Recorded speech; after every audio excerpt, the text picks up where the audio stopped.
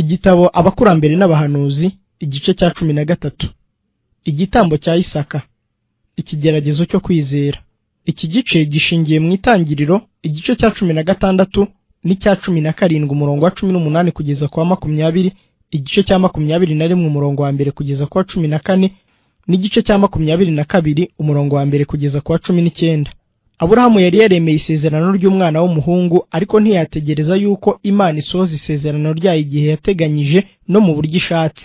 Imana yaritindije kugira ngo igerageze kwizera kwe, ariko we ntiyihanganira icyo kigeragezo. Mu zabukuru, Sara atanga igitekerezo kivuga yuko kugira ngo umugambi w'Imana usohore, ari uko Aburahamu yarongora umwe mu bajabe akamugira umugore we wa kabiri. Kugira abagore benshi byari bitakitwa icyaha, ariko kwari ukwica amategeko y'Imana, kandi byasenyaga kwera k'umuryango n'amahoro yawo. Aburahamu amaze kurongora Hagari, si umuryango we gusa watejwe ikibi, ahubwo uko ibihe byagiye biha ibindi, niko icyo kibi cyakomeje gukurikirana abantu. Hagari amaze kwiyumvamo kuzamuka mu ntera, kuko yari yabaye umugore wa Aburahamu, kandi afite ibyiringiro yuko azaba nyina w'ubwoko bukomeye buzaturuka kuri Aburahamu, agira umwirato. Muri urwo rugo rwigeze kugira umunezero, bagirirana ishyari, maze amahoro arahungabana. Kuko yagombaga kumva amaganya yabo bombi, Aburahamu agerageza kongera kubahuza, ariko ntibyashoboka. Nubwo yarongoye Hagari Sara amwinginze, niwe Sara yashyizeho umugayo. Yifuje kwirukana mukeba we, ariko Aburahamu arabyanga, kuko Hagari yajyaga kuzamubyarira umwana, kandi nk'uko Aburahamu yizeraga cyane, uwo mwana yajyaga kuzaba uw'isezerano. Icyakora kuko yari umuja wa Sara, aramumurekera ngo amwitegekere. Sarayi amugirira nabi, nawe aramuhunga, ajya mu butayu aruhukira iruhande rw'iriba, nta n'inshuti. Marayika aramubonekera, aramuhamagara ati, Hagari muja wa Sarayi. Maze amutegeka atya ati, subira kwa nyoko buja, wemere ibyo akugirira. Ariko kandi uko gucyaha kwari kuvanze n'amagambo y'irema mutima. Uwiteka yumvise kubabazwa kwawe, nzagwiza cyane urubyaro rwawe rwe kubarika. Ategekwa kwita umwana we Ishimayeli, bisobanura ngo Imana irumva. Igihe Aburahamu yendaga kumara imyaka 100 y'ubukuru, yongera guhabwa isezerano ry'uko azabyara umwana w'umuhungu. Sara umugore wawe azabyara umuhungu, uzamwite Isaka, nanjye nzakomeza isezerano ryanjye nawe. Kandi bya Ishimayeli, Uwiteka aravuga ati, dore muhaye umugisha, kandi nzamuhindura ubwoko bukomeye. Kuvuka kwa Isaka kwatumye amahema ya Aburahamu asabamo umunezero, ariko Hagari we abona ko ibyiringiro bye yari atezeho amakiriro biyoyotse. Abantu bose babonaga yuko Ishimayeli ari we wari uzaragwa ubutunzi bwa Aburahamu, kandi agakomeza imigisha yasezeranyijwe abazamukomokaho. Ubwo rero yarasuzuguwe, maze umubyeyi n'umuhungu we banga uwo mwana wa Sara. Ubwo bose bishimaga, byabongereye ishyari, kugeza ubwo Ishimayeli ahangara guseka ku mugaragaro umuragwa w'imigisha y'Imana. Sara abonye ko amahane ya Ishimayeli azakomeza kubaviramo urwangano, hanyuma abwira Aburahamu yuko Hagari na Ishimayeli bakwiriye kwirukanwa. Uwo mukambwe agira agahinda kenshi. Mbese yashoboraga ate kwirukana Ishimayeli, umuhungu we yakunze cyane? Mu gushoberwa kwe asaba ubufasha bw'Imana. Uwiteka akoresha marayika wera amubwira kwemerera Sara ibyo yifuza. Ubwo nibwo buryo bwonyine ubumwe n'amahoro byagarukaga mu rugo rwe. Uwo marayika yamusezeranyije yuko Imana itazahane Ishimayeli, kandi ko yagombaga gukomokwaho n'ubwoko bukomeye. Aburahamu yarumviye, ariko ntibyamubujije gushavura. Umutima wa Aburahamu wari uremerewe ubwo yasezereraga Hagari n'umuhungu we. Isano iri hagati y'abashakanye ni iyera, kandi yagombaga kubera abantu bose icyigisho uko ibihe byagiye biha ibindi. Uburenganzira n'umunezero w'iyo sano bigomba kubumbatirwa n'ubwitonzi bwinshi, nubwo byagomba kwitanga gukomeye. Sara niwe wenyine wari umugore w'isezerano wa Aburahamu. Nta wundi muntu wagombaga gufatanya nawe ibyo yari afitiye uburenganzira. Ntiyashakaga yuko urukundo rwa Aburahamu rugira undi muntu rukundwa, kandi Uwiteka ntiyamurakariye ategetse ko mukeba we yirukanwa. Aburahamu yagombaga kubera abantu bazavuka nyuma y'urugero rwo kwizera, ariko kwizera kwe ntikwari kwarabaye indakemwa. Yerekanye kutiringira Imana ubwo yemeraga gushyingirwa Hagari. Kugira ngo agere ku rugero rwo hejuru cyane mu kwizera, Imana imuha ikindi kigeragezo cyarushaga ibindi bigeragezo byose umuntu yaba yarahuye nabyo gukomera. Mu nzozi nijoro yabwiwe gutanga umuhungu we ngo abe igitambo cyoswa ku musozi azerekwa. Aburahamu yari amaze imyaka 120, yari amaze kuva mu busore. Iyo umuntu akiri muto ashobora kugira ubutwari mu ngorane no mu bimubabaza, byamutsinda mu zabukuru. Ariko Imana yari yarateganyije ko ikigeragezo cyayo kirusha ibindi gukomera kizagera kuri Aburahamu ageze mu zabukuru, yumva ko akwiriye kuruhuka. Uwo mukambwe yari akize cyane, kandi n'abategetsi b'icyo gihugu bamuhaga icyubahiro cy'igikomangoma gikomeye. Byagaragaye yuko imigisha yaturutse mu ijuru igasukwa ku bantu bagize imibereho yo kwitanga no kwihanganira ingorane. Kubwo kumvira yakeshaga kwizera, Aburahamu yari yaravuye mu gihugu cyabo akomeza kuzerera mu gihugu yarazwe. Yari yarategereje igihe kirekire kuvuka k'umurago w'isezerano. Yari yarirukanye Ishimayeli Imana ibimutegetse. Maze noneho igihe uwo mukambwe yabaye nk'ugeze aho ashobora gusobanukirwa n'akamaro k'ibyiringiro bye, nibwo yahuye n'ikigeragezo kiruta ibindi byose. Iryo tegeko rigomba kuba ryarateye umutima w'uwo mukambwe agahinda.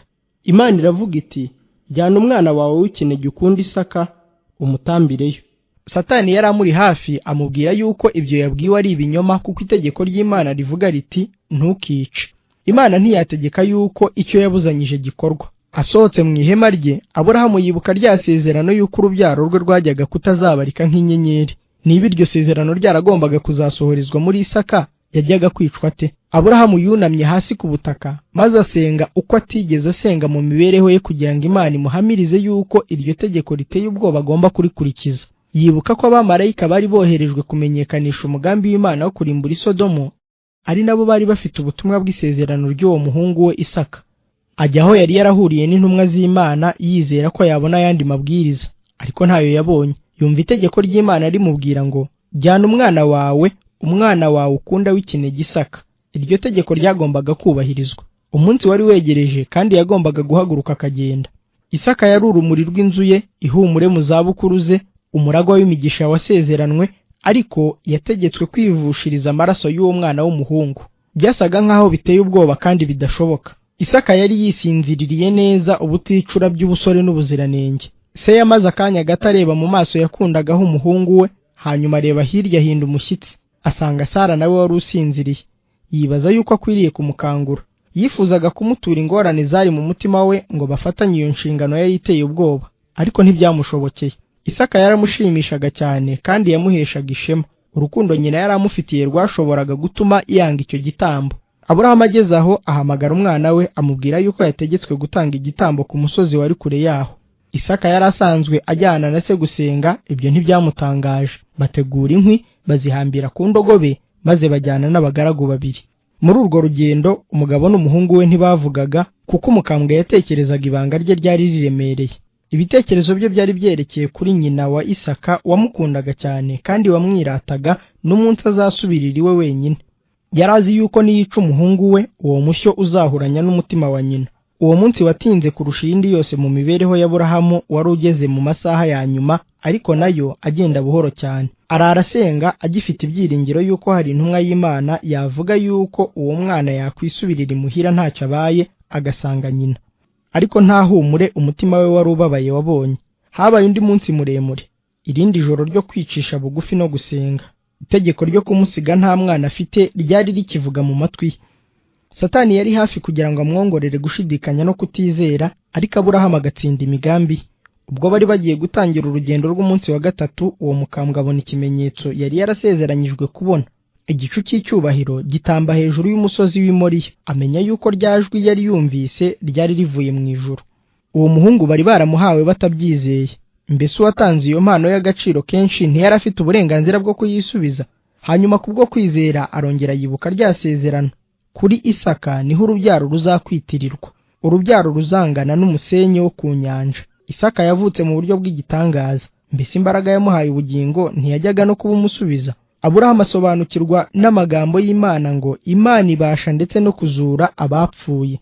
Nicyo cyatumye amugarurirwa nk'uzutse. Abaheburayo igice cya 11 umurongo wa 19. Nyamara uretse Imana nta wasobanukiwe n'uburyo habayeho kwitanga gukomeye ngo uwo mubyeyi w'umugabo yemere ko umuhungu wapfa. Aburahamu yifuzaga yuko uretse Imana nta wundi wari ukwiriye kuba hari ngo abe umuhamya wo gutandukana kwabo. Asaba abagaragu be gusigara inyuma, ati musigarane hano indogobe, njye n'umuhungu wanjye tujye hariya hirya dusenge tubagarukeho. Isaka yikorera inkwi, isatwara umushyo n'umuriro, maze bombi bazamuka bagana mu mpinga y'umusozi. Byageze aho uwo musore aravuga ati, data, dore umuriro n'inkwi ngibi, ariko umwana w'intama w'igitambo cyoswa uri he? Mbega ikigeragezo, mbega ijambo ry'urukundo, data, ryacumise umutima wa Aburahamu igihe cyari kitaragera, ntiyajyaga guhera akamubwira. Aburahamu aramusubiza ati, mwana wanjye, Imana iri bwibonera umwana w'intama w'igitambo cyo koswa. Bagezeyo bubaka igicaniro, hanyuma bashyiraho inkwi. Hanyuma Aburahamu amuhishurira mu ijwi rihinda umushyitsi ubutumwa Imana yari yabatumyeho. Isaka amenya ibigiye kumubaho bimutera ubwoba bwinshi kandi biramutangaza, ariko arabyemera. Yajyaga gushobora gucika iyo abishaka. Umusaza wari uguye agacuho kubw'iyo minsi 3 mibi cyane ntiyajyaga kubuza uwo musore w'umunyabwira gukora icyo yishakiye. Ariko Isaka yari yaratojwe uhereye mu buto bwe kumvira atazuyaje, kandi ubwo yamenyeshwaga icyifuzo cy'Imana yemeye ku bushake bwe. Yafatanyaga na Aburahamu kwizera kandi yumvaga bimuhesha ishema guhamagarirwa gutanga ubugingo bwe ngo bube igitambo ku Mana. Noneho amagambo y'urukundo aheruka aravugwa, amarira ya nyuma aragwa, bahoberana ubuheruka. Se azamura wa mushyo. Ako kanya marayika w'Imana amuhamagara ari mu ijuru ati, Aburahamu, Aburahamu. Yitaba vuba ati, Karame.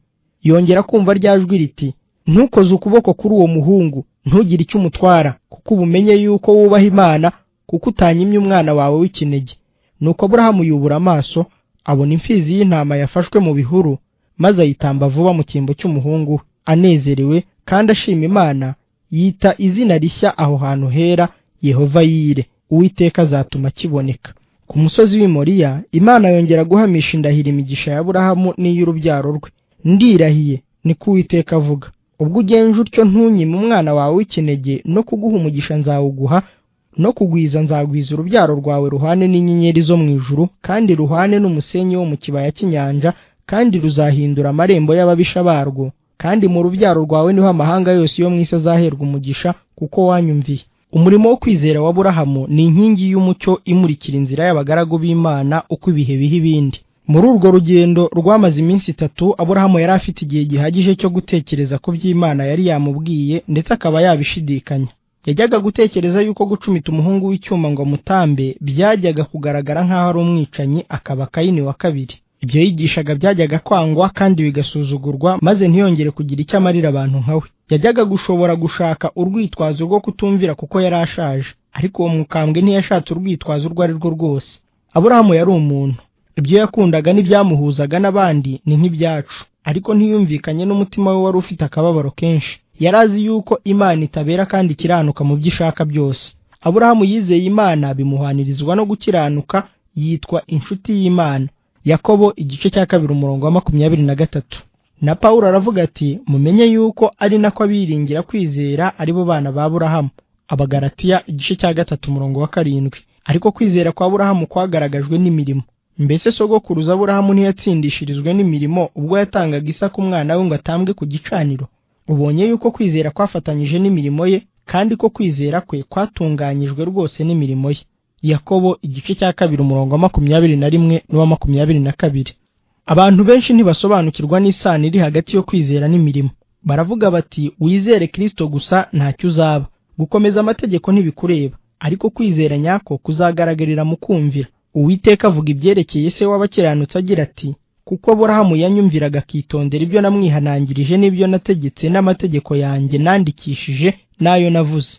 Tangiriro igice cya 26 umurongo wa 5. Intumwa Yakobo iravuga iti, uko niko no kwizera iyo kudafite imirimo, ahubwo kuri konyine kuba gupfuye. Yakobo igice cya 2 umurongo wa 17. Na Yohana wibanda cyane ku rukundo aratubwira ati, kuko gukunda Imana ari ukwitondera amategeko yayo. Urwandiko rwa mbere rwa Yohana igice cya 5 umurongo wa 3. Imana yabwiye Aburahamu ubutumwa bwiza bw'ibitaraba. Abagalatiya igice cya 3 umurongo wa 8. Kandi kwizera k'uwo mukambwe kwari gushingiye ku mucunguzi uzaza. Kristo yaravuze ati, Aburahamu sekuruza wanyu yifuje cyane kureba umunsi wanjye, kandi awubonye aranezerwa. Imfizi y'intama yatambwe mu cyimbo cya Isaka yashushanyaga umwana w'Imana wagombaga kuzatambwa mu cyimbo cyacu. Data wa twese yitegereza umuhungu we yabwiye umunyabyaha ati, baho kuko mbonye incungu. Imana yemeye ko akababara Aburahamu yihanganiye mu minsi mibi y'icyo kigeragezo giteye ubwoba kamugeraho, kugira ngo asobanukirwe n'uburyo igitambo Imana yagennye ngo umuntu acungurwe cyari gikomeye. Nta kindi kigeragezo cyajyaga gutera Aburahamu agahinda k'umutima kameze gatyo nk'igitambo cy'umuhungu. Imana yatanze umwana wayo gupfa urupfu rw'agashinyaguro kandi rukojeje isoni. Abamarayika ntibari bemerewe kumurengera nk'uko byagenze kuri Isaka. Nta jwi ryajyaga kurangurura rivuga riti birahagije. Kugira ngo akize ubwoko bwacumuye, umwami w'icyubahiro yatanze ubugingo bwe. Mbese ubwo itimanye umwana wayo ikamutanga ku bwacu twese, izabura ite kumuduhana n'ibindi byose? Abaroma igice cya 8 umurongo wa 32.